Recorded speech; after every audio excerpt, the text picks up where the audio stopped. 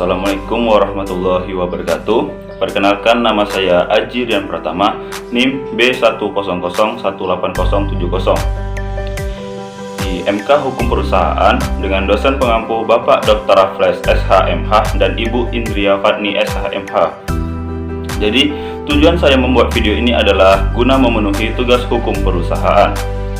Dan dari semua materi yang telah diajarkan di mata kuliah hukum perusahaan ini, saya memilih materi modal sendiri. Di sini saya mencoba menjelaskan apa-apa saja yang saya ketahui mengenai materi modal sendiri. Baik, sebelum membahas mengenai materi modal sendiri, saya akan sedikit membahas apa sih itu modal. Menurut Profesor Pola, modal adalah sebagai kekuasaan untuk menggunakan barang modal, sehingga modal terdapat dalam neraca kredit. Adapun barang yang dimaksud dengan barang modal adalah barang yang ada dalam perusahaan yang belum digunakan, jadi terdapat di neraca sebelah kredit. Dan menurut Bambang Rianto, modal adalah hasil produksi yang digunakan untuk memproduksi lebih lanjut. Dalam perkembangannya, kemudian modal ditekankan pada nilai, daya beli, atau kekuasaan memakai atau menggunakan yang terkandung dalam barang-barang modal. Baik, di sini kita masuk ke materi modal sendiri.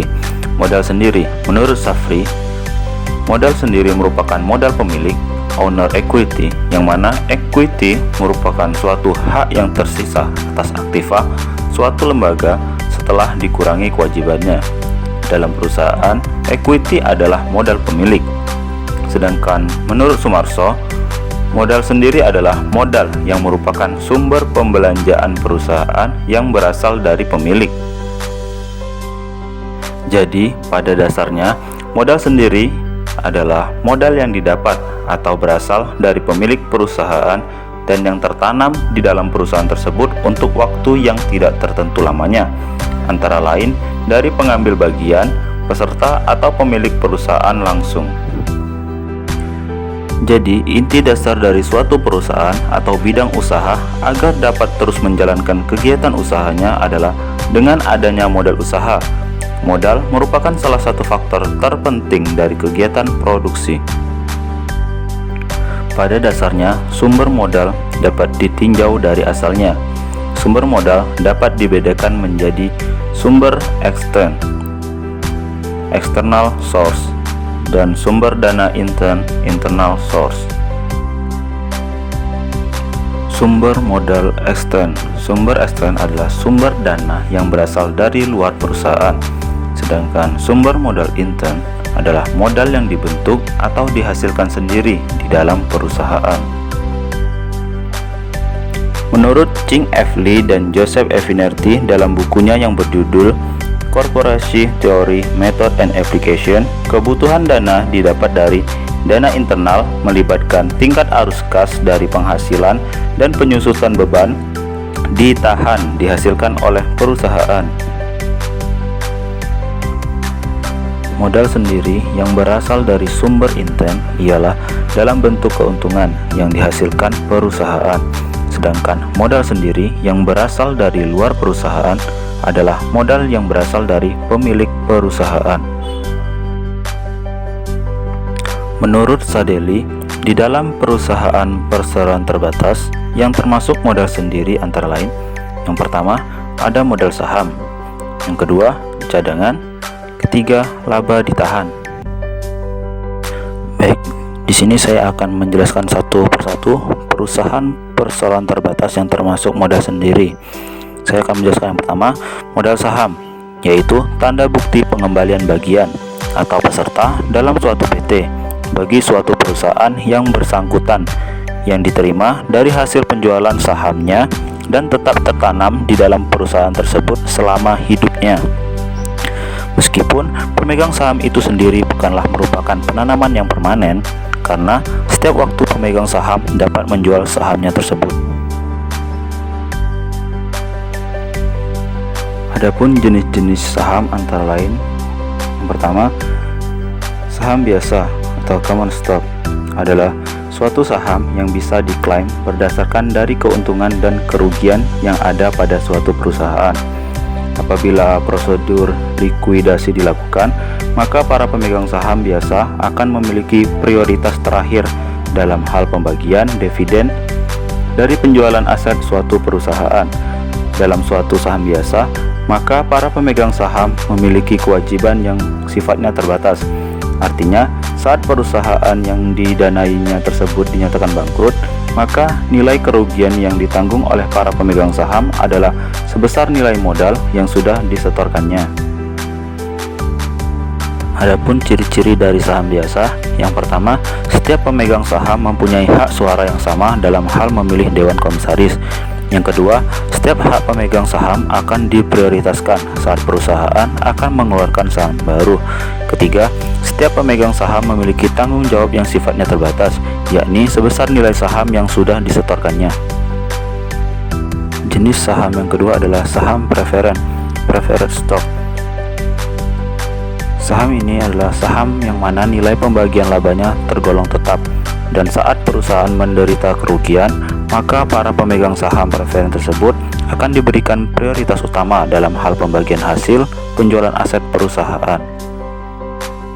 Ciri-ciri saham ini, yang pertama, memiliki beberapa tingkatan yang bisa diterbitkan dengan bentuk karakteristik yang juga berbeda. Yang kedua, adanya tagihan atas suatu pendapatan dan aktiva, serta memiliki prioritas yang tinggi dalam hal pembagian nilai dividen. Ketiga, saham preferen juga bisa ditukarkan dengan saham biasanya dengan adanya kesepakatan yang terjalin antara perusahaan dengan pemilik saham. Jenis saham yang ketiga adalah saham preferen kumulatif.